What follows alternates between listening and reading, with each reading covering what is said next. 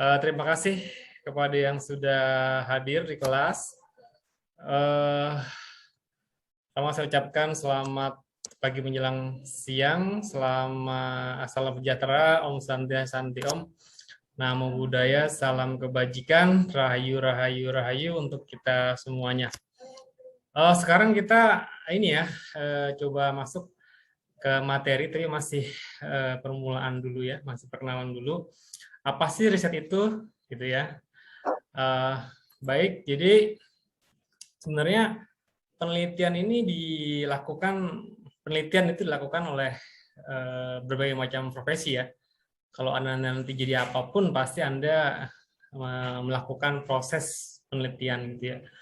Dan ini tentunya membutuhkan lebih dari set keterampilan, satu set keterampilan dalam arti misalnya ya tentunya penggunaan aplikasi komputer ya.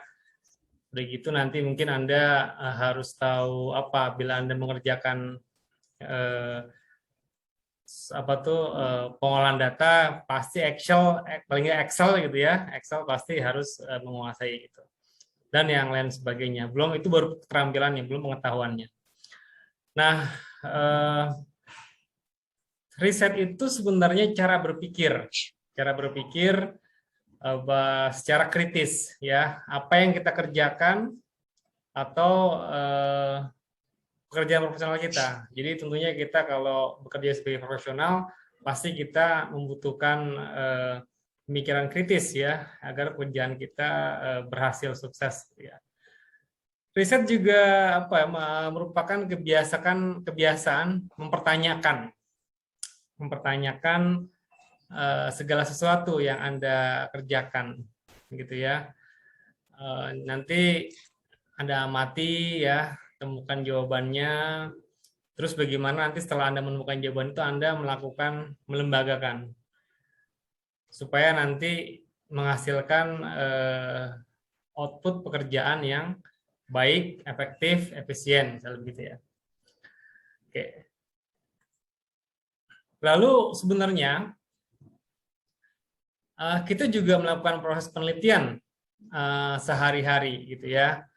Misalnya kalau dulu dulu kalau Anda mungkin belum masuk ya, tapi dulu kampus kita itu pintunya cuma satu. Pintu yang sisi sebelah kalau dari mengarah ke jalan sebelah kanan saja gitu kan. Waktu itu sempat terjadi perdebatan gitu ya. Pintu masuknya ini mau yang mana gitu kan? Mau yang pintu masuknya tetap di sebelah kanan itu atau yang sebelah kiri sebelah sana yang yang dekat depan masjid gitu ya. Nah, tapi kan tentunya setelah dipertimbangkan gitu ya,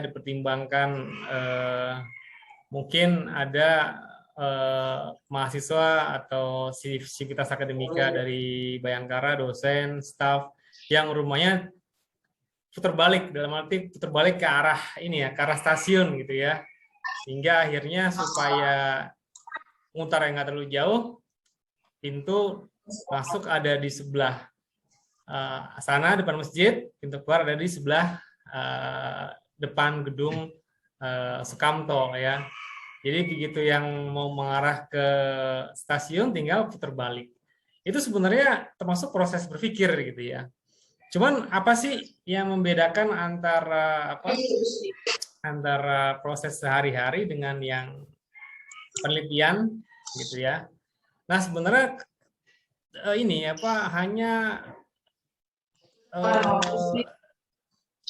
hanya dibedakan dari tingkat formalitasnya. Tentunya seorang penelitian itu kan butuh sesuatu yang formal gitu ya, mesti begini, begitu, begitu gitu kan ya. Ketelitian, verifikasi sama validitas. Nah, kembali ke misalnya tadi yang penentuan di mana sih area pintu kita masuk keluar Bayangkara itu. Kalau misalnya penelitian, tentunya nggak hanya sesimpel itu gitu ya, kita berpikirnya menentukan pintu yang sebelah mana gitu kan. Nah itu tentunya harus misalnya begini, misalnya kita data dulu kan. Kalau misalnya kita sudah offline gitu ya, pasti jam 8, setengah 8 sampai mungkin jam 9 itu merupakan peak waktu yang sangat sangat tinggi mobilitas masuknya mahasiswa, dosen gitu ya, mungkin. Nah, itu kan harus dihitung gitu ya. Karena apa? Kalau Anda mungkin pernah mengalami, kita kalau pagi-pagi itu mengekor, maksudnya terjadi kemacetan dari kampus kita, membuat kemacetan di Jalan Raya Perjuangan itu, gitu kan.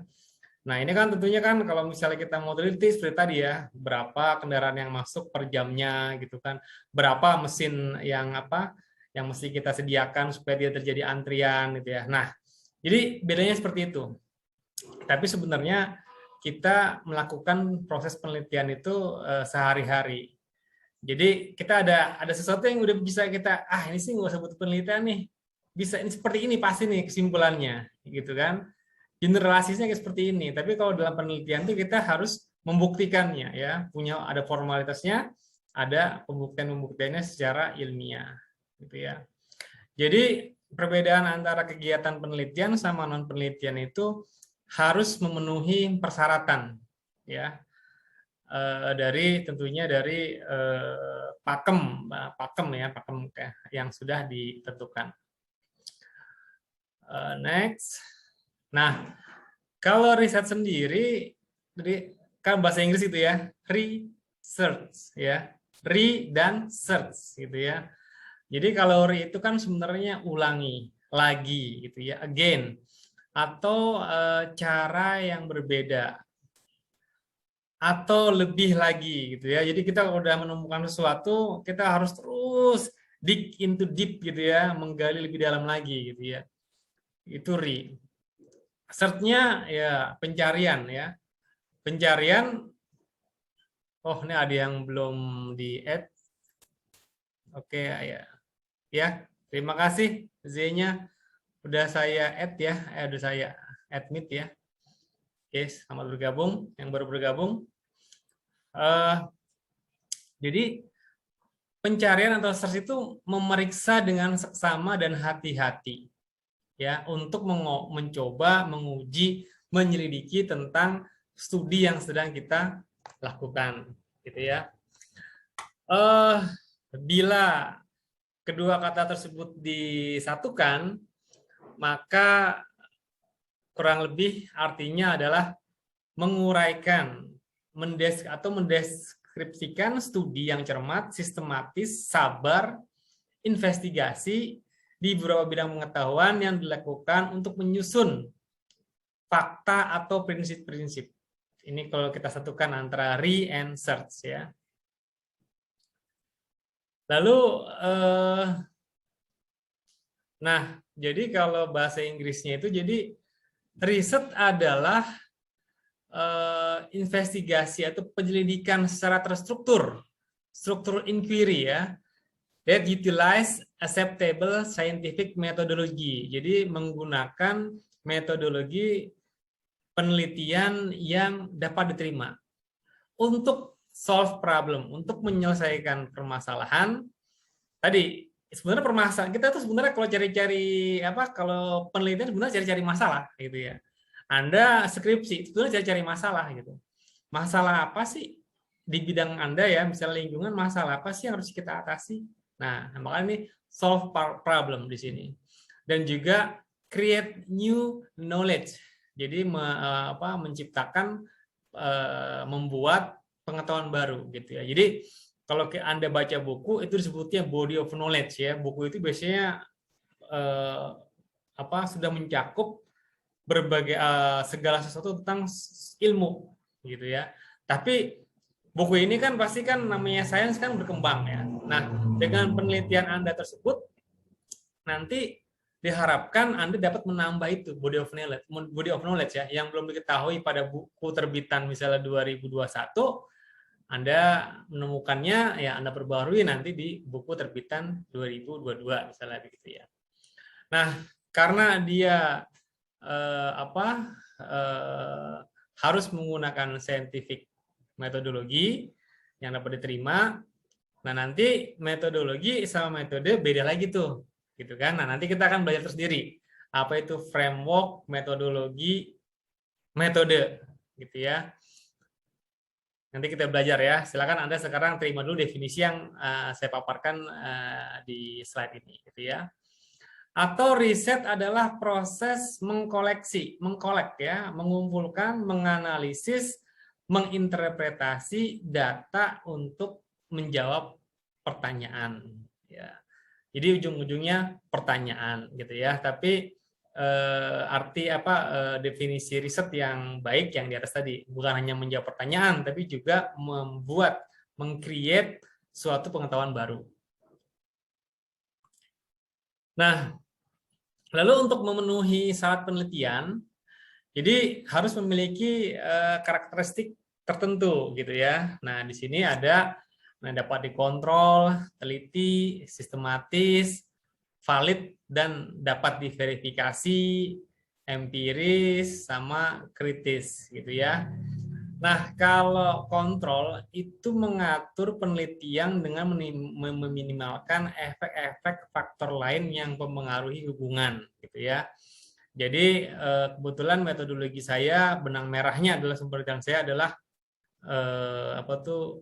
pakai pemodelan, gitu ya, pakai pemodelan. Nah, ini jelas banget dalam pemodelan karena kalau pemodelan itu kan kita tidak bisa pemodelan ataupun apapun gitu ya, Anda tidak bisa memasukkan semua variabel, semua faktor-faktor ke dalam penelitian Anda gitu ya. Yang ada penelitian Anda nanti makin luas gitu ya, nggak selesai-selesai gitu kan. Jadi biasanya kalau di dalam model itu kita memilih namanya key variable ya, variabel kunci gitu. Nah, itu karena kan itu untuk mewakili suatu sistem gitu ya. Nanti dipilih mana yang nggak dipakai dulu, mana yang kita pilih gitu kan. Setelah kita mengerjakan risetnya gitu. Tapi mungkin kalau dalam ilmu sosial, kalau kita kan ilmu ini ya, ilmu pasti ya, teknik ya. Itu agak sulit gitu ya. Karena interrelationship-nya itu kan saling keterkaitan gitu ya. Jadi tapi tetap bisa dibatasi menurut saya gitu ya. Bila ilmu sosial agak sedikit sulit gitu ya. Udah gitu Regis ya, teliti gitu, memastikan bahwa prosedur yang diikuti untuk menemukan jawaban atas pertanyaan penelitian Anda itu relevan, tepat, dan dapat dipertanggungjawabkan ya, dapat dibenarkan gitu. Lalu ada sistematis ya, prosedur yang dia adopsi mengikuti urutan-urutan yang logis gitu. Anda dalam ilmu lingkungan tuh nanti ada analisis tools, nah, misalnya metode analisis, metodologi analisis, ada procedural tools, metode atau metodologi prosedur gitu. Nah, kalau penelitian yang kalau Anda memakai procedural tools itu seperti apa? AMDAL gitu ya. Jadi tahapan-tahapan AMDAL itu yang udah ditentukan ya, itu ada undang-undangnya gitu kan. Begini gitu ya. Pakemnya itu Anda harus ikuti. Nah, gitu ya. Jadi prosedurnya itu kalau udah ditetapkan harusnya begini itu harus Anda ikuti gitu ya. Anda mau bikin pisang goreng, nah, caranya adalah pisangnya dilepas dari kulitnya, dipotong gitu ya, dikasih terigu nah itu semua harus diikuti. Berapa gulanya dicampur terigu, berapa garamnya campur terigu biar pisang gorengnya enak gitu ya. Nah itu diikuti semuanya. Soalnya kalau nggak diikuti nanti nggak jadi pisang goreng yang enak gitu ya. Nah, valid and verifiable. Jadi dapat apapun yang disimpulkan berdasarkan temuan dari penelitian dapat diverifikasi oleh Anda sendiri atau oleh orang lain. Nah, itu kalau dalam pemodelan jelas banget tuh. Kita biasanya ada validasi disebutnya ya. Nah, validasi itu nanti ya mengikuti kaidah yang pada umumnya. Misalnya kalau MAPE minimum error gitu ya, minimum errornya gitu ya. Nah, itu harus misalnya di bawah 10% bila mau diakui penelitian kita valid gitu ya. Dan tadi dapat diverifikasi. Nah, jadi kalau Anda misalnya bikin pisang goreng, Anda udah buat nih pisang goreng yang paling enak, tahapannya adalah pertama begini. lalu siapkan terigu, gulanya sekian, terigunya sekian, gulanya sekian, ininya sekian, lalu digoreng dengan minyak minyak yang sekian derajat panasnya, sekian ininya sekian banyaknya. Nah, itu seandainya itu diverifikasi secara teori benar, kalau misalnya ada peneliti yang ngikutin penelitian Anda, dia juga harus menghasilkan pisang goreng yang benar kalau setelah mengikutinya, gitu ya. Udah begitu empirikal ya, jadi kesimpulan yang ditarik berdasarkan pada bukti kuat yang dikumpulkan dari informasi, fakta, data, pengalaman, dan observasi di kehidupan nyata. Bedanya fakta sama data apa? Dimas, bedanya fakta sama data apa?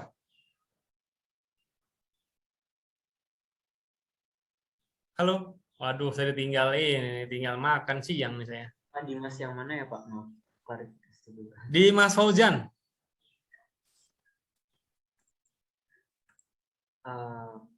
Menurut saya Pak ya, kalau fakta itu dia merupakan satu hal yang memang sudah dibuktikan gitu,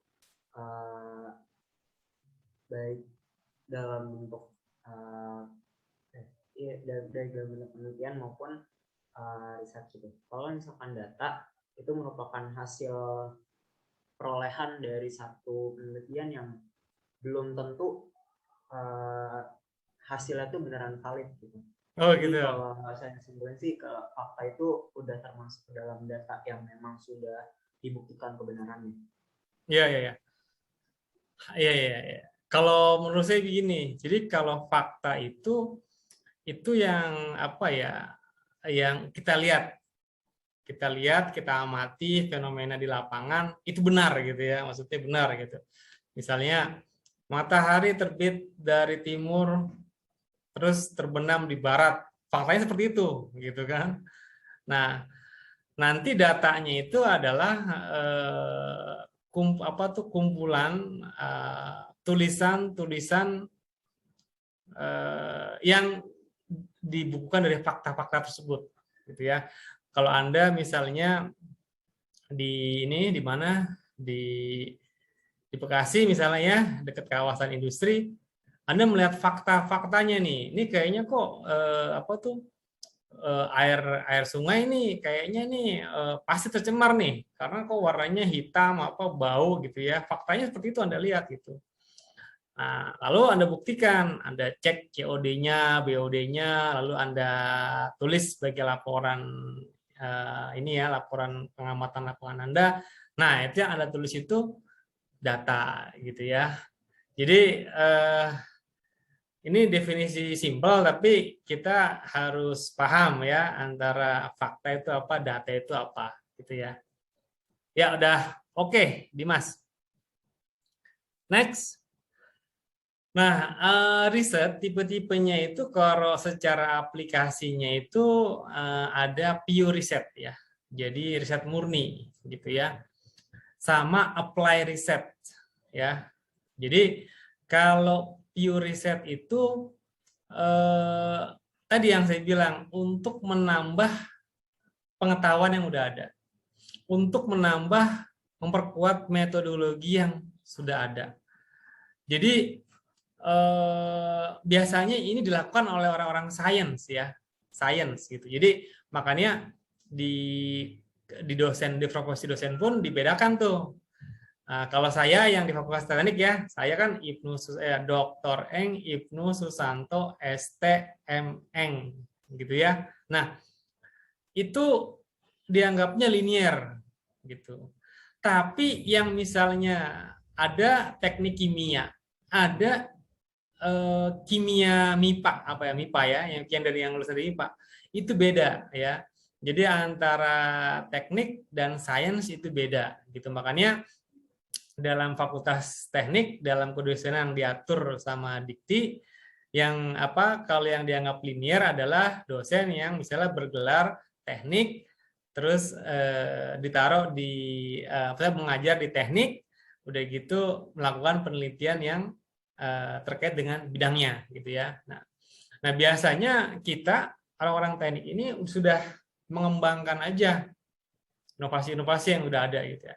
Nah, tapi kalau orang-orang sains, nah dia ini memikirkan gitu ya, memikirkan hal-hal baru terkait dengan terkait dengan yang udah ada sekarang gitu ya. Anda kalau ngelihat ini, kalau di fisika tuh menarik banget gitu ya, di fisika ya, dari Einstein ya sampai ke Hawkins ya, yang waktu itu belum lama 2 tahun lalu meninggal.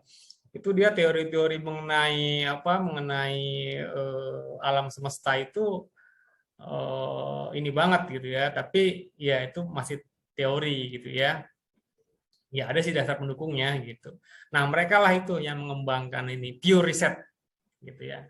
Nah, apply research itu pertanyaan praktis spesifik bertujuan untuk merumuskan kebijakan, administrasi, atau mengamati suatu fenomena.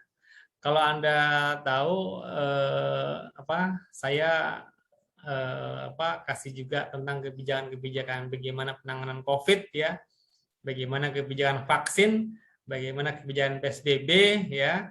Nah, itu seperti itu applied. Jadi kita langsung kepada bisa digunakan kepada ininya, kepada user, kepada stakeholder gitu ya. Nah, kalau saya kemarin terkait dengan COVID itu saya kebijakan ya, dari saya ikutin dari PSBB sampai vaksin sampai PPKM kemarin gitu ya. Lalu untuk tujuannya ada deskriptif, ada korelasi. Deskriptif namanya deskrip. Ya, kalau Anda suka ada soal deskripsikan, berarti Anda suruh mendeskripsikan ya tentang suatu fenomena gitu kan. Kalau namanya korelasi ya. Kalau korelasi hubungannya, ada nggak hubungan A, B? Ada nggak antara hubungan A, B, C gitu ya. Nah, ini ada ilustrasinya. Kalau di luar negeri itu ketika itu gambar matahari itu ya, itu dibilang ketika musim panas es laku keras gitu. Ketika musim panas kriminal meningkat gitu ya. Itu ya kalau satu-satu antara musim panas dan es ya tentunya orang lagi panas-panas, Anda aja kalau habis panas-panas minum yang dingin seger banget ya gitu. Itu ada hubungannya memang gitu ya. Nah, tapi di luar negeri yang 4 musim itu kenapa kok musim panas aksi kriminalitas tinggi? Ya karena apa? Ketika musim dingin mereka pada ngendon di rumah gitu ya. Tapi ketika musim panas banyak orang keluar rumah gitu ya. Sehingga disitulah mungkin ada pencopetan, ada ya kejahatan yang lain gitu ya. Nah, tapi itu fenomena, itu deskripsi riset gitu ya.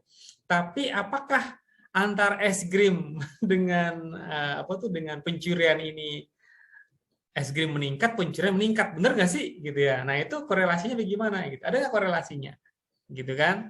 Nah itu apakah gara-gara banyak tukang es krim di luar sehingga orang banyak bawa duit untuk beli es krim, terus akhirnya copet, jambret ya semuanya ikut keluar untuk memalak orang yang bawa duit untuk beli es krim ya nggak tahu juga gitu kan.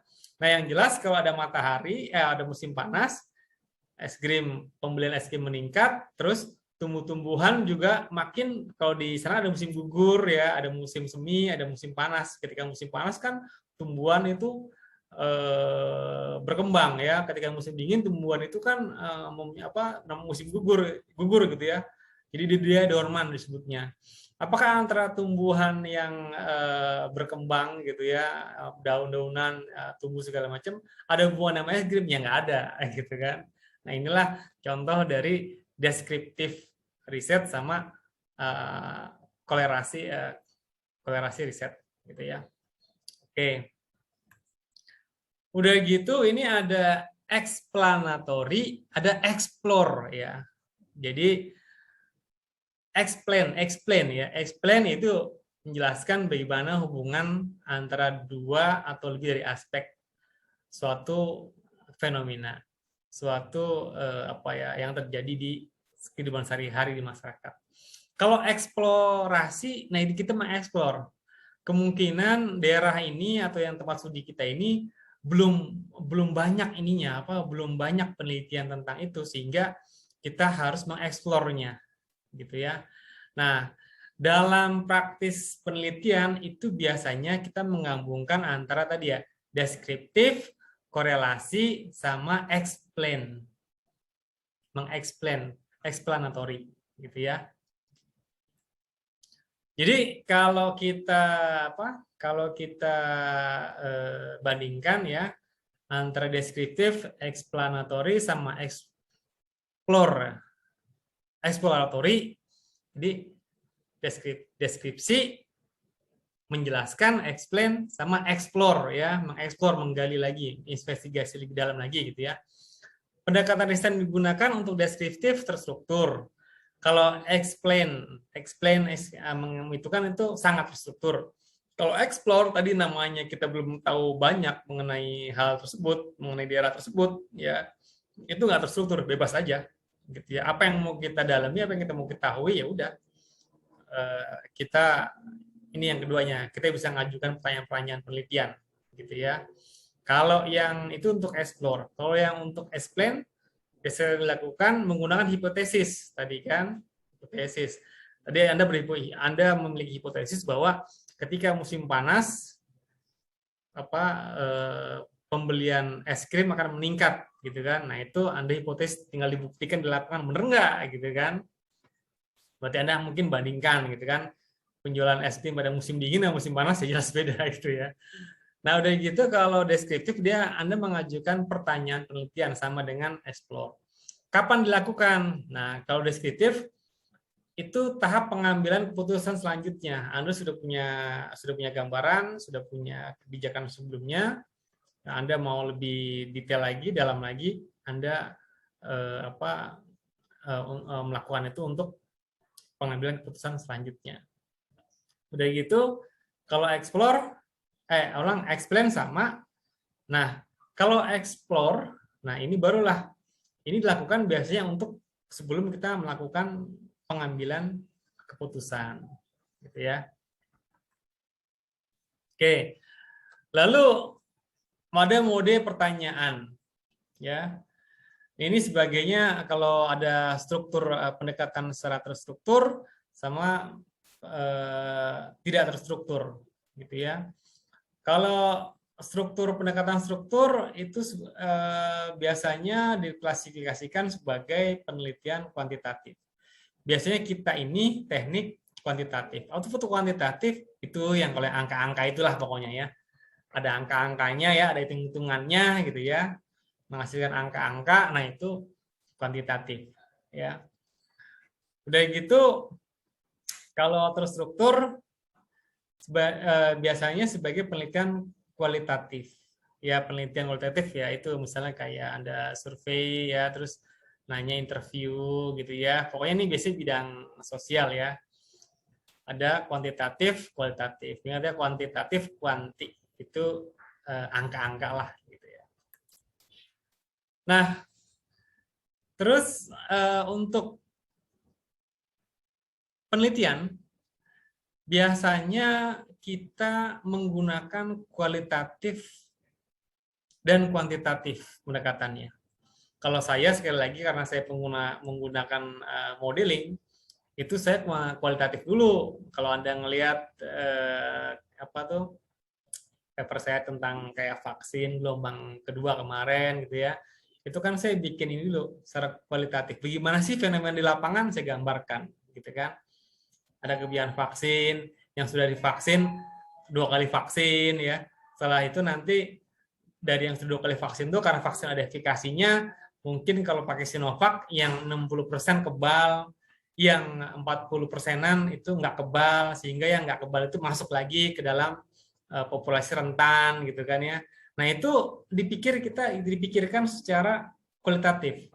Kuantitatifnya bagaimana? Itu setelah kita pikir secara kualitatif, baru kita transfer ke dalam sebuah rumus-rumus gitu ya.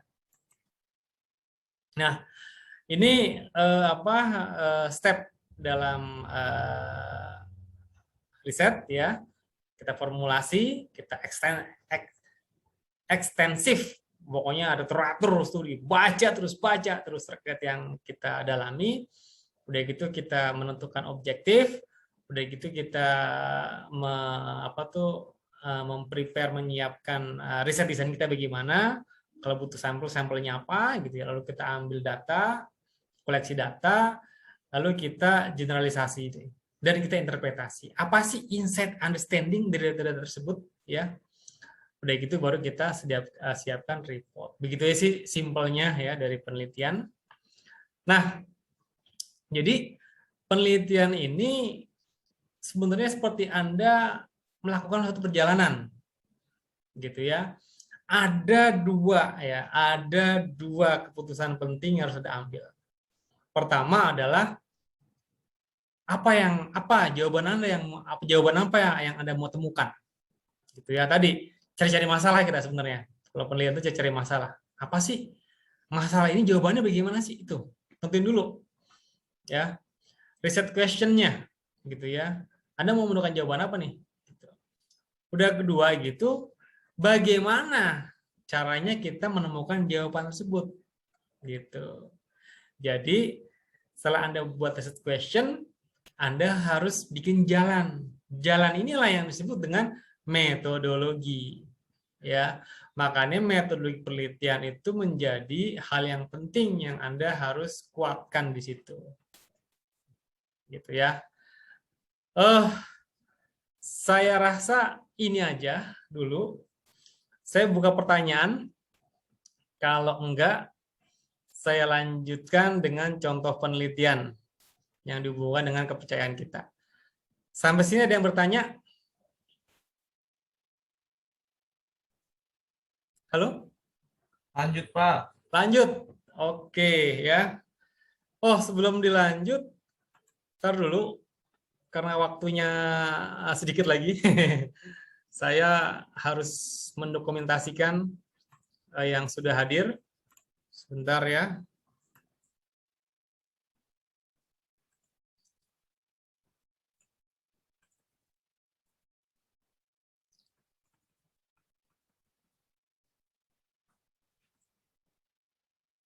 Sebentar. Sebentar.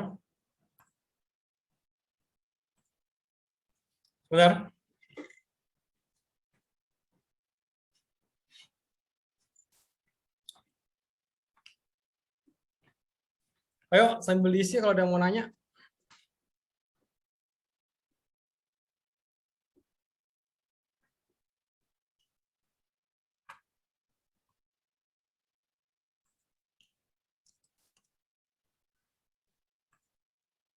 Kok nggak ada yang nanya sih? Tes. Saya ambil ya. Saya ambil 3, 2, 1.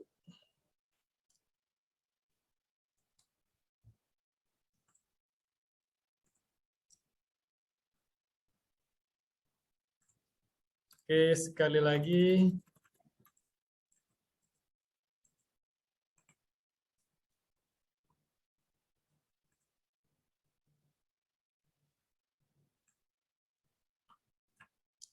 Tiga, 2, 1.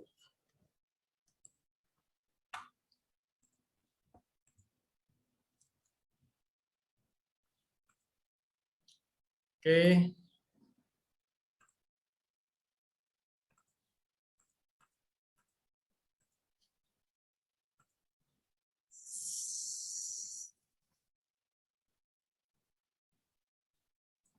Sekali lagi. 3, 2, 1.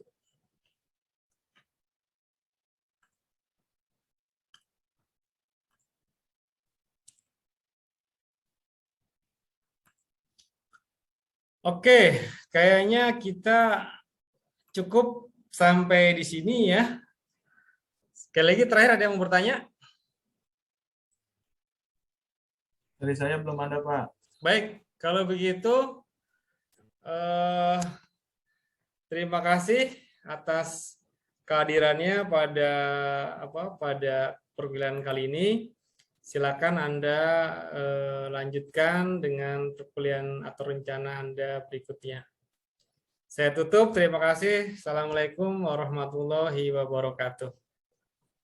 Waalaikumsalam warahmatullahi wabarakatuh. Waalaikumsalam warahmatullahi wabarakatuh. Materi Makasih, udah Pak. ini ya, materi udah sudah saya share ya, tinggal Anda baca lagi ya.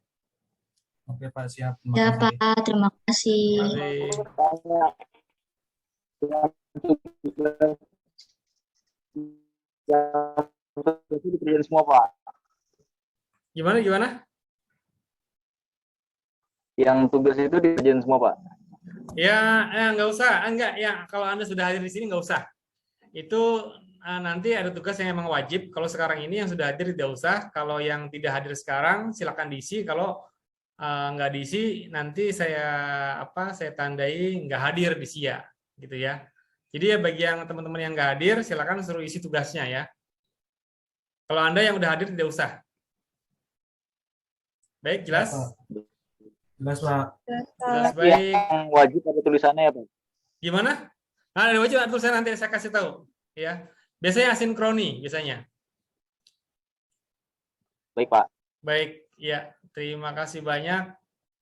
Saya izin live ya. Oke Pak, siap. Oke, siap. Terima kasih. Sampai minggu depan.